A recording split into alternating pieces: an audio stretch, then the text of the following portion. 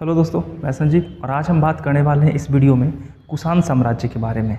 कुषाण साम्राज्य का सबसे इम्पोर्टेंट शासक है कनिष्क। काफ़ी बार क्वेश्चन पूछा गया है कि कनिष्क किस वंश का है। कुषाण साम्राज्य यानी मध्य एशिया से भारत का संपर्क। अगर आप इतिहास पढ़े होंगे तो आपको पता होगा कि मध्य एशिया से सबसे पहले हिंदू यूनानी आते हैं, जो सबसे पहले भारत में सोने के सिक्के जारी करते हैं। इसके बाद शक आएंगे। शकों को पराजित करने के उपलक्ष्य में ही विक्रम संवत का प्रचलन किया जाता है। इसके बाद पहलव आएंगे और उसके बाद कुषाण आएंगे। तो हम अभी कुषाण वंश के बारे में देखेंगे। कुषाण वंश के शासक कनिष्क के बारे में देखेंगे। इसके अलावा कुजुल कटफिसेस, बिम कटफिसेस के बारे में जिक्र करेंगे। तो चलते हैं कुषाण वंश के ऊपर। अगर कुषाण वंश के बारे में जिक्र करें तो ये यूची कहलाते थे। इसे यूची कहा जाता था इन्हें तोखरी कहा जाता था। तो याद रखिएगा, कुषाणों को यूची या तोखरी कहा गया है। यूची एक कबीला था जो 5 कुलों में बटा हुआ था और यही 5 कुल जो थे उन्हीं में से एक कुल था कुषाण का। कुषाण का साम्राज्य मध्य एशिया, ईरान, अफगानिस्तान और लगभग संपूर्ण उत्तर भारत। तो एक बार हम मैप में जिक्र कर लेते हैं। ये हमारा है विश्व का मैप। ये हमारा अफगानिस्तान का क्षेत्र, ये भारत दिख रहा होगा आपको। ये अफगानिस्तान है, ये ईरान है और ये उत्तरी भारत का क्षेत्र है। ये कुषाणों का साम्राज्य यहीं पे था। कुषाण के बारे में बात करें तो ईरान, अफगानिस्तान, पाकिस्तान और उत्तरी भारत, जिसमें से मुख्य रूप से पंजाब का क्षेत्र आता है, जम्मू कश्मीर का क्षेत्र आता है और यूपी के भी क्षेत्र इसमें शामिल किए जाते हैं। आरंभिक कुषाण शासकों ने बड़ी संख्या में स्वर्ण मुद्राएं जारी किए थे। उनकी स्वर्ण मुद्राओं धातु की शुद्धता गुप्त शासकों की धातुओं की शुद्धता से काफ़ी अच्छी थी। यानी कुषाण साम्राज्य ने जो सोने के सिक्के जारी किए थे उसकी शुद्धता जो थी वो गुप्त साम्राज्य में जारी किए गए सोने से काफ़ी अच्छा था। इन्होंने तांबे के सिक्के भी जारी किए थे और तांबे के सिक्के जारी करने वाला सबसे पहला अगर कोई इतिहास में हुआ है तो वो थे कुषाण साम्राज्य। मथुरा में कुषाणों के सिक्के मिले हैं, अभिलेख मिले हैं और संरचनाएं और मूर्तियाँ मिली है। इससे ये अनुमान लगाया जाता है कि मथुरा इनकी दूसरी राजधानी थी। याद रखिएगा, इनकी दूसरी राजधानी क्या थी? मथुरा। दूसरी राजधानी अगर मथुरा थी तो पहली राजधानी क्या थी? पहली राजधानी थी पुरुषपुर या पेशावर। और आपको पता ही है कि वर्तमान में पुरुषपुर या पेशावर पाकिस्तान के क्षेत्र में है। तो अभी तक हमने जाना कि जो कुषाण साम्राज्य है ये यूची या तोखरी जनजाति कहलाते हैं। ये 5 कबीलों का एक कुल था जो मध्य एशिया के क्षेत्र में, खास करके उत्तर भारत, ईरान और अफगानिस्तान के क्षेत्र में निवास कर रहे थे। अगर भारत में कुषाण वंश की स्थापना के बारे में बात की जाए तो सबसे पहले कुजुल कटफिसेस आते हैं और कुषाण साम्राज्य भारत में पहली शताब्दी में चल रहा था। ठीक है, सबसे पहले कुजुल कटफिसेस आएंगे और इन्हें कटफिसेस प्रथम के नाम से भी जाना जाता है। अगर बात करें इनके बारे में तो इन्होंने केवल तांबे के सिक्के जारी किए थे और इसने रोमन सिक्के की नकल करके तांबे के सिक्के ढलवाए और महाराजा धीराज की उपाधि धारण की। तो सबसे इम्पॉर्टेंट बात यही है कि कुषाण वंश का पहला शासक कुजुल कटफिसेस, जिन्होंने कुषाण वंश के साम्राज्य की नींव रखी थी, इन्होंने सबसे पहले तांबे के सिक्के जारी किए थे और इन्होंने एक उपाधि धारण की थी जिनका उपाधि था महाराजा धीराज। ये महाराजा धीराज की उपाधि आपको आगे भी गुप्त साम्राज्य में देखने को मिलेगा। श्रीगुप्त और चंद्रगुप्त प्रथम भी महाराजा धीराज की उपाधि धारण करेंगे। जिस तरीके से इतिहास में 14 विक्रमादित्य हुए थे, उसी तरीके से इतिहास में महाराजा धीराज की उपाधि भी बहुत सारे लोगों ने लिया था। जैसे देवनाम प्रिय, तो देवनाम प्रिय की उपाधि सिर्फ अशोक का नहीं है। देवनाम प्रिय एक श्रीलंका के राजा थे जिनका नाम था तिस्य। उन्होंने भी देवनाम प्रिय की उपाधि धारण की थी और अशोक को अपने साम्राज्य में निमंत्रण दिया था, लेकिन अशोक खुद ना जाके अपनी पुत्री संघमित्रा को भेजा था बौद्ध धर्म के प्रचार के लिए। अब हम बात करते हैं बिम कटफिसेस। तो कुजुल कटफिसेस केवल एक ही काम करेंगे, तांबे के सिक्के जारी करेंगे और साथ ही साथ ये महाराजा धीराज की उपाधि धारण करेंगे। परंतु अगर बिम कटफिसेस के बारे में बात करें तो कुजुल कटफिसेस की मृत्यु के बाद बिम कटफिसेस द्वितीय के नाम से गद्दी पर बैठेंगे। इसने सिंधु नदी पार करके तक्षशिला और पंजाब पर अधिकार कर लिया। तो सिंधु नदी के बारे में आप जानते होंगे, जो तिब्बत से निकलती है, लद्दाख होते हुए पाकिस्तान में मिठानकोट के पास सिंधु की सारी सहायक नदियाँ मिलती है और जाके कराची के पास अरब सागर में अपना जल गिरा देती है। तो सिंधु नदी को पार किया, तक्षशिला को जीता। तक्षशिला विश्वविद्यालय काफ़ी इतिहास में प्रचलित रहा है। तक्षशिला विश्वविद्यालय से बहुत सारे लोग पढ़ के निकले थे। चाणक्य, चंद्रगुप्त मौर्य, प्रसेनजीत, बिंबिसार, ये सारे चाणक्य विश्वविद्यालय तक्षशिला विश्वविद्यालय से पढ़ के निकले थे। पंजाब के क्षेत्र पर अधिकार कर लिया। यह भारत में कुषाण शक्ति का वास्तविक संस्थापक माना जाता है। तो क्वेश्चन 2-3 तरह से आपसे इतिहास में पूछा जाएगा। पहला, कुषाण वंश के संस्थापक कौन थे। दूसरा, कुषाण वंश के वास्तविक संस्थापक कौन थे। और तीसरा, कुषाण वंश के साम्राज्य का सबसे ज़्यादा प्रसार किसने किया था। और तीनों क्वेश्चन का आंसर अलग होगा। पहला, कुषाण वंश के संस्थापक कौन थे, कुजुल कड़फिसेस। कुषाण वंश के वास्तविक संस्थापक कौन थे, भीम कड़फिसेस। और कुषाण वंश के साम्राज्य का विस्तार किसने किया था, तो आएंगे कनिष्क साहब। आगे चलते हैं। इसने सोने एवं तांबे दोनों के सिक्के जारी किए थे। इनके सिक्कों पर यूनानी लिपि और दूसरी ओर खरोष्टी लिपि, एक होती है खरोष्टी लिपि और एक होती है ब्राह्मी लिपि। ब्राह्मी लिपि बाएं से दाएं लिखी जाती है, जो हम लोग लिखते हैं हिंदी में, और खरोष्टी लिपि दाएं से बाएं लिखी जाती है। ठीक है, सॉरी, देवनागरी लिपि लिखी जाती है, ब्राह्मी और देवनागरी। खरोष्टी लिपि अंकित थी। इसके सिक्के पर शिव के चित्र मिलते हैं, नंदी बैल के चित्र मिलते हैं और त्रिशूल के चित्र मिलते हैं।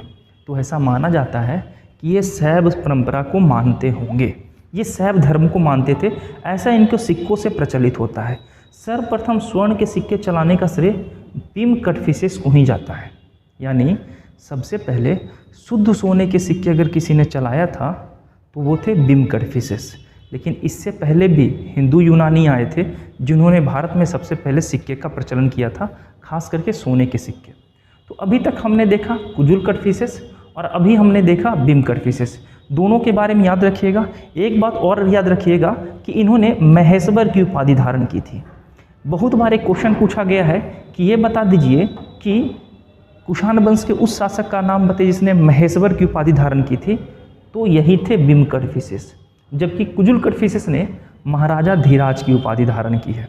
अब आगे चलते हैं और कुषाण वंश का सबसे इंपॉर्टेंट शासक पढ़ते हैं जिनका नाम है कनिष्क। कनिष्क के बारे में जैसी बात आता है दो बातें क्लियर हो जाती है। पहला, शक संवत इन्होंने जारी किया था, जो वर्तमान में भारत सरकार के द्वारा इस्तेमाल किया जाता है। संवत मतलब होता है कैलेंडर। और दूसरा, इन्हीं के समय में चौथी बौद्ध संगति का आयोजन किया गया था। तो चलते हैं कनिष्क के बारे में। कनिष्क अपनी राजधानी कहाँ बनाए थे, पुरुषपुर। और पुरुषपुर में ही इन्होंने 400 फीट ऊंचा 13 मंजिले का एक मीनार बनवाया था, जिसके ऊपर एक लौह छत्र भी स्थापित किया था। उसके समीप में एक विशाल संघाराम विहार का निर्माण करवाया था। तो कनिष्क वो राजा है जिन्होंने अपने राजधानी पुरुषपुर में 400 फीट ऊंचा और 13 मंजिला एक संघाराम बनवाया था। संघाराम कनिष्क के चैत्य के नाम से प्रसिद्ध है, जिसका निर्माण यवन वास्तुकार अगिलस ने करवाया था। तो ये बार बार क्वेश्चन पूछा जाता है। ये अक्सर क्वेश्चन अभी तक तो देखने को नहीं मिला है, लेकिन ये क्वेश्चन मिल सकता है कि ये बता दीजिए पुरुषपुर में 400 फीट ऊंचा और 13 मंजिला संघाराम का निर्माण किस कुषाण वंश के शासक ने करवाया था। तो आंसर होगा कनिष्क। कनिष्क ने कश्मीर में कनिष्कपुर और तक्षशिला के सिरकप में एक नए नगर की स्थापना की थी। तो अगर अशोक आप पढ़े होंगे तो पता होगा कि अशोक ने नेपाल की स्थापना अशोक के द्वारा किया गया था और श्रीनगर की स्थापना अशोक ने किया था। उसी तरीके से यहाँ पे जो हमारे कनिष्क है उन्होंने कनिष्कपुर और तक्षशिला में सिरकप नामक एक नए नगर की स्थापना किया था। कनिष्क सर्वप्रथम विख्यात है कुषाण शासक है। इतिहास में इन्हें दो कारणों से जाना जाता है। पहला कारण क्या है, तो शक संवत। शक संवत जिसका इस्तेमाल भारत सरकार करती है, वर्तमान में भारत सरकार अभी भी इसी का इस्तेमाल करती है।